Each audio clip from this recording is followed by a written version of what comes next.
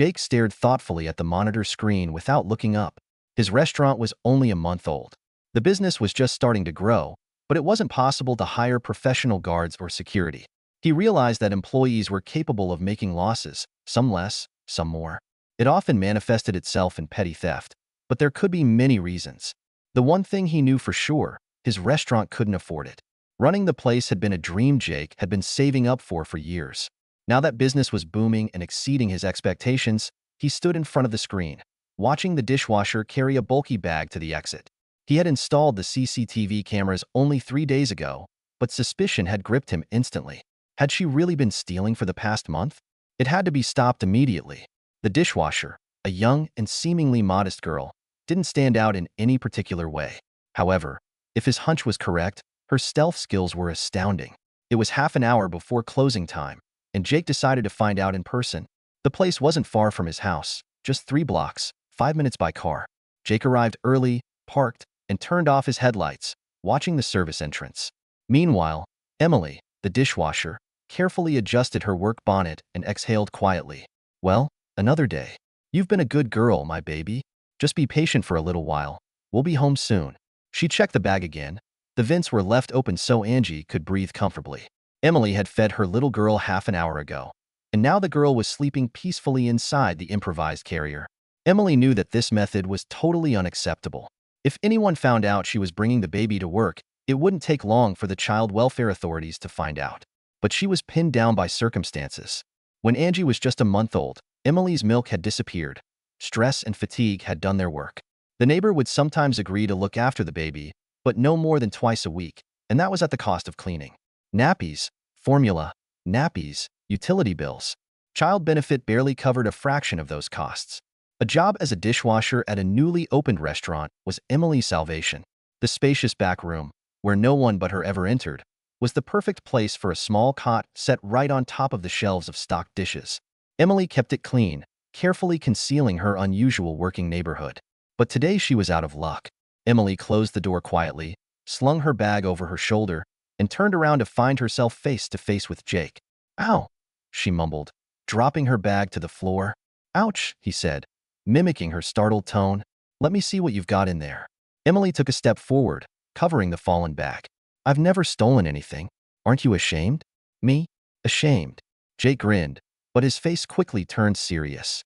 "Show me, or I'm calling the police." She tried to justify herself, but at that moment the bag stirred. Emily exhaled quietly, knelt down and opened it. Jake waved, seeing a tiny baby sleeping soundly among the rolled-up blankets. "A baby? It's yours. Are you working with a baby?" Emily cradled her daughter in her arms. "Am I fired?" The question went unanswered. Jake, apparently stunned, suggested, "Get in the car. I'll give you a lift." "Where do you live?" "It's just round the corner," Jake insisted, and a few minutes later they were standing outside her flat. Emily was reluctant to invite him in, believing that politeness required at least offering him tea. Jake quickly made himself at home, making tea, looking around. When Emily returned from her room, she had her daughter in her arms, and for the first time she allowed herself to relax. Her nerves failed her, and she burst into tears. "God, what am I going to do now?" Jake sat down across from her, slid her a mug of tea. "Tell me everything. From the beginning." Emily began to speak, briefly at first, but then the words flowed out. She talked about her difficulties, about being alone with her daughter in her arms, about trying to cope. Jake listened intently, feeling his heart clench. Her story was full of pain and injustice that he, of all people, understood. After a long pause, he finally said, "You can stay off work for a couple of days. I'll take care of it. Then we'll see what we can do." As he left her flat, Jake left some notes on the table, which Emily discovered when she locked the door. Emily stared at the money for a long time, not knowing whether to laugh or cry. The next day, when Angie was sick, Emily had to change one of the notes. She bought some medicine at the pharmacy, and when she returned home, she found that she had unexpected guests waiting for her, the very people who had threatened her. But a new chapter of her life began next. Jake reappeared to protect her and offer her an unexpected but life-saving solution. Emily stood confused at the threshold of her flat, staring at the uninvited guests. Their cheeky smiles and threatening looks instantly cornered her. The three, 2 men and a woman, were busily spreading out some papers on her desk. "Have you thought about it?" one of the men asked, squinting his eyes. Emily gritted her teeth, gathering all her fragile resolve into a fist.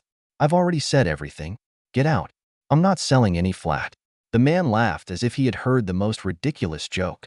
Girl, you don't know who you're dealing with. You gonna call the police? Go ahead. We'll have a laugh. And your daughter? Have you even thought about her? Those words hit Emily harder than a slap in the face. They knew where to hit. Fear for Angie swept over her head. She remained silent, trying to stay on her feet. That's when the woman with the papers intervened, folding them neatly. The longer you procrastinate, the cheaper your flat gets. Think, girl. You'd better take the money now than lose everything. How much are you offering?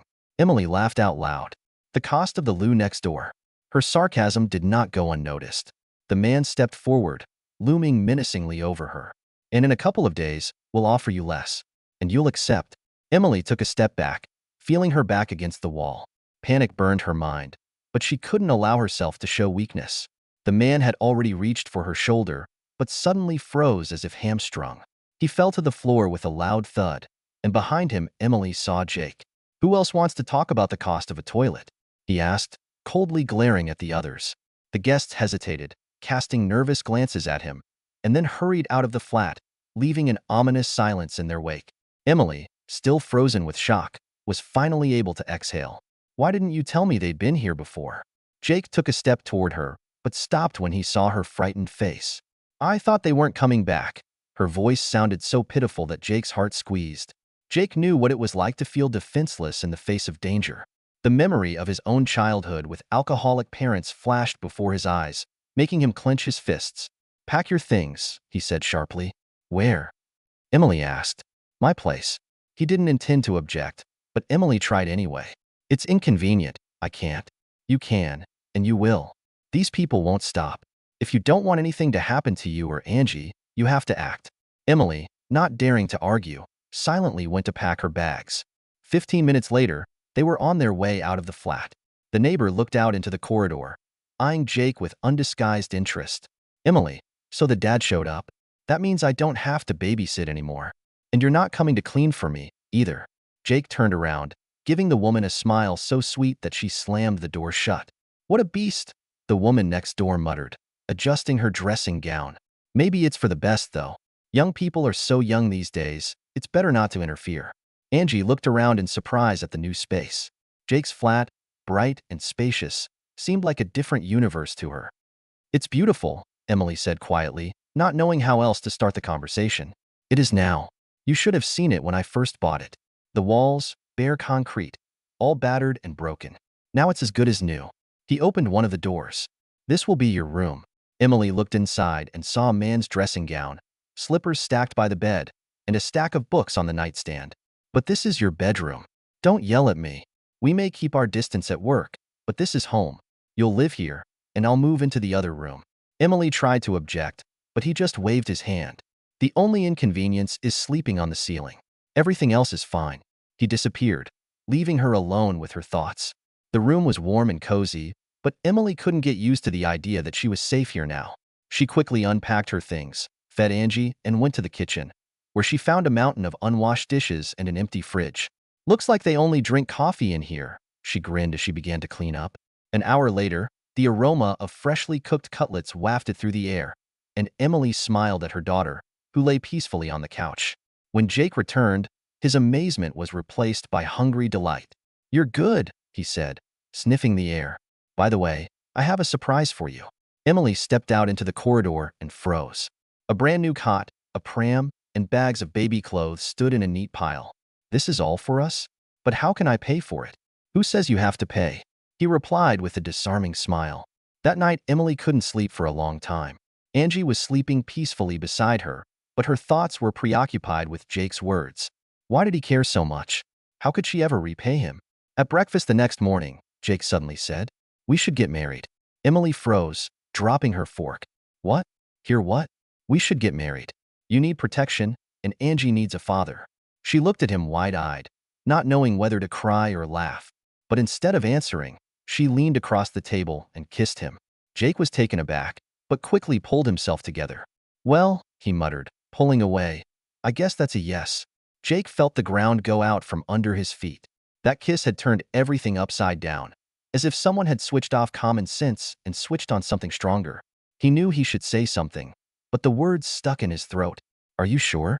He finally exhaled, feeling like he was trespassing. Emily looked up at him and blushed, as if realizing what she'd done. She pulled back sharply, avoiding his gaze.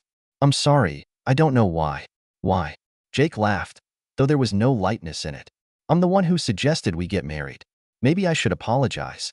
She looked confused, as if the words about marriage had only just reached her consciousness. Was that a joke? No. Jake put down his fork and looked at her seriously. Angie needs a father. And if you think I'm just trying to help out of pity, you're wrong. Emily clutched her cup nervously, trying to avoid his gaze. She couldn't tell if he was joking or being serious. After all, it sounded crazy. The man who just saved her from threats now offering to be a part of her life. You don't know anything about me, she said quietly. We're so different. You'll realize you made a mistake when… Jake interrupted her. Emily, I know enough. I know that you're strong, that you're willing to go to great lengths for your daughter. What about me? Do you think I'd like it if you were in danger again? It's not your responsibility, she exclaimed, raising her voice for the first time. Jake leaned back in his chair, his arms folded across his chest. His calmness infuriated her even more. Emily, I'm not going to leave you. Get used to it. She stood up from the table, not even realizing where she was going. Helpless anger boiled up inside, mixed with fear and guilt. Too much of everything. Too fast. She walked across the room and stopped at the window, looking out at the gray sky. You think it's that simple, don't you? He said you'd get married and everything would work out. You have no idea what I've been through. Her voice shook, and Jake realized that there was pain behind the anger. He stood up, walked over to her, and put his hand gently on her shoulder. Emily, I don't want to push you. If you need time to think things through, I'll wait. But you have to understand, I'm not here because I want to feel like a hero. I'm here because you're important to me. She turned to him, her eyes glistening with tears. Why? Why are you doing this to me? I'm just a man who deserves to be happy, he finished for her. And your little girl deserves to be safe. Emily didn't answer. Her mind was in chaos. But behind that chaos, for the first time in a long time, there was a spark of hope. The days passed, and her tension was slowly being replaced by a cautious affection. Jake had left her completely free. He hadn't insisted on talking about the wedding, hadn't tried to invade her personal space. But Emily felt his presence in every little thing. In the food he brought so she didn't have to cook, in his care for Angie when she was cranky, and even in his silent presence when she just needed to cry. However, the past did not leave her alone. One night, when Angie finally fell asleep, Emily sat on the couch, fiddling with an old childhood toy. Suddenly, the doorbell rang. Her heart hammered in her chest like a trapped bird. Wait here, Jake said, taking his keys from the shelf and walking to the door. When he opened it, he saw the same trio that had already tried to intimidate Emily. They stood confidently, as if they expected to be let in again. We're here to make a deal, one of the men said. A deal? Jake grinned, opening the door wider. No threats this time. Or have you forgotten how our last conversation ended? The man took a step back, but the other stayed where he was, arms crossed. You don't seem to understand. The girl would have signed the contract if it wasn't for you. So it's your fault it took so long. Jake nodded, as if in agreement. So you want trouble? With those words, he closed the door right in front of their noses.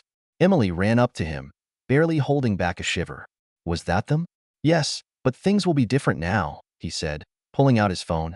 He called someone, briefly explaining the situation, and 10 minutes later 2 policemen appeared at the door. Emily looked on in amazement. You called the police. Did you think I was going to let them bully you again? She didn't know what to say. A deep sense of gratitude filled her. Maybe for the first time in her life, she didn't feel alone in the struggle. Later that night, sitting in the kitchen with a cup of tea, Emily glanced at Jake, who was thoughtfully leafing through his phone. Her heart skipped a beat.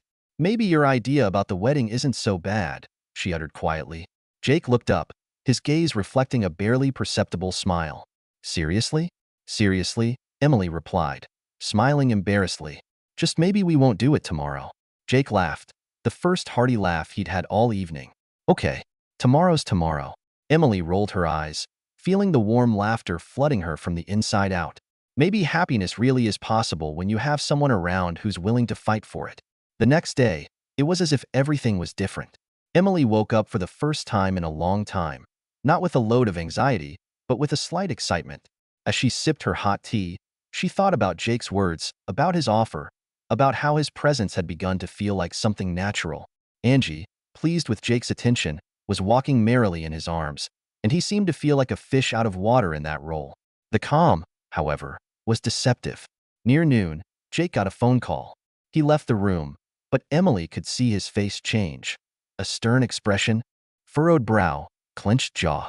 The conversation didn't last long, but when he returned, his gaze was heavy. Something had happened. "We have to go to the restaurant," he said. "Looks like trouble," Emily replied, not wanting to ask too many questions, but anxiety crept into her voice. "Was it because of those people?" "No," he said, putting on his jacket, "but be prepared for any eventuality. If anything, call me or the police." His departure left the flat cold.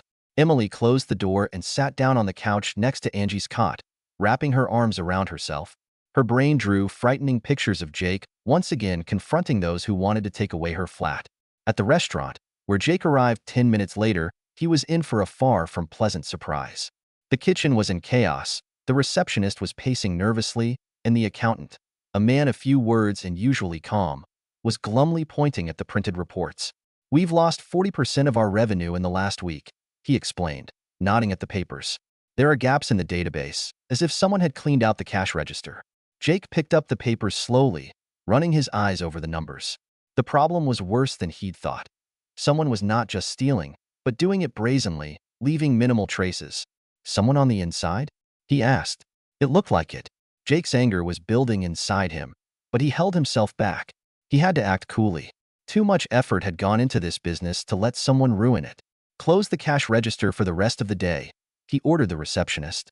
"We'll do an inventory tomorrow." He realized, however, that this was not the solution to the problem.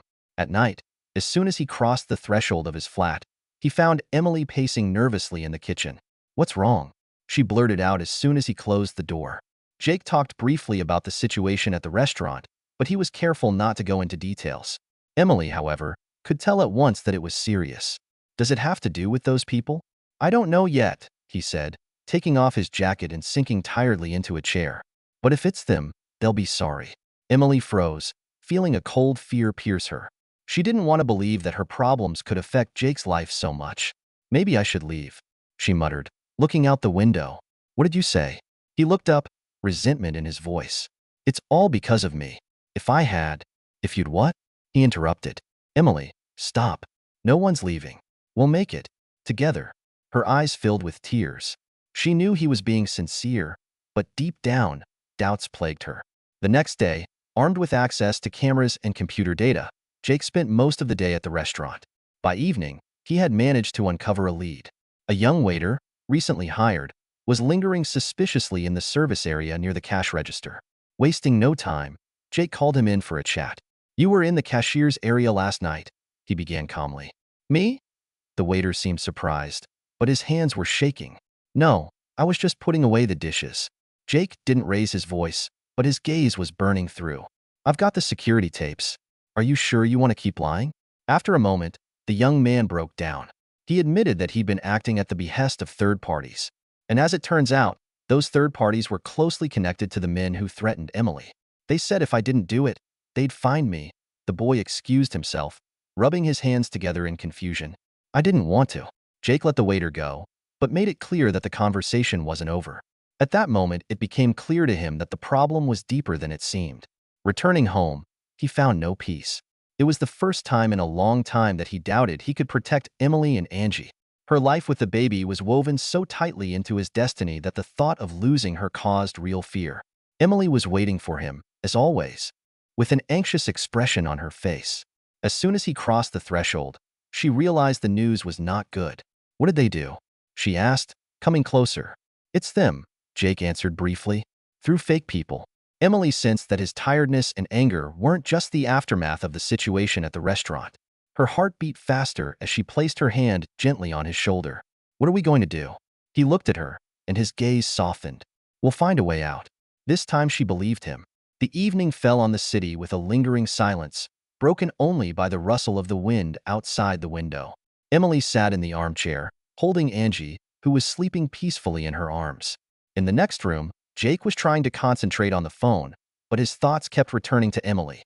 Every breath she took, every look she gave him, it all became more important to him than he could admit to himself. The doorbell rang. Jake jumped up immediately, his gaze as sharp as a knife blade. He made a sign to Emily to stay put and went to the door. "Who is it?" "It's the police. We're here about your complaint," came a confident voice. Opening the door, Jake saw two men in uniform. One of them held out his ID, and the other began to speak. "We've apprehended the suspects who threatened your friend. We have witness statements confirming that they were attempting to carry out a fraudulent property scheme." Emily left the room, her eyes wide with surprise. "So it's true? They're not coming back." The policeman nodded. "Their case is in court now. You have nothing to worry about." When the door closed behind the officers, Emily suddenly sank back onto the couch, cradling her daughter against her. Her shoulders shook, and Jake realized she was crying. He sat down beside her, not saying a word, just hugging her. "I'm so tired of being afraid," she whispered, snuggling against his shoulder. Jake ran his hand through her hair, feeling the tension of the last few days fade from both of them. "It's over. I promise." Emily looked up, her eyes wide with surprise mixed with gratitude. "Why do you care about me so much? We hardly know each other." Jake smiled, softly, warmly, and took her hand in his. "What if I told you it was all just an excuse to be around you? Would you believe me?" She stared at him for a few seconds, then said quietly, "I would believe it." A few weeks passed. Life was slowly falling into place. Emily was still living in Jake's flat, but it seemed natural now. Angie adored him, laughing happily every time he tossed her in the air. One night at dinner, Jake suddenly handed Emily a small envelope. "What's that?" She wondered. "Just open it," he said, smiling. She carefully opened the envelope and saw the documents. "It's a flat," she said, not believing her eyes. "Your flat," he confirmed. "It's perfectly safe now. I've arranged with a good lawyer, and now no crooks can touch it." Emily looked at him confused. "Why did you do that?" Jake took her hand. "Because I want you to feel safe. And because I love you, Emily." Her eyes filled with tears again, but now they were tears of happiness. She put her hand on his palm and smiled. "I love you, too." In that moment, when the past finally let go of them both, they realized that they had a future ahead of them, bright, warm, and most importantly, in common. Subscribe to the channel, put likes, and write how you like this story. Click on the bell to not miss new videos. See you soon.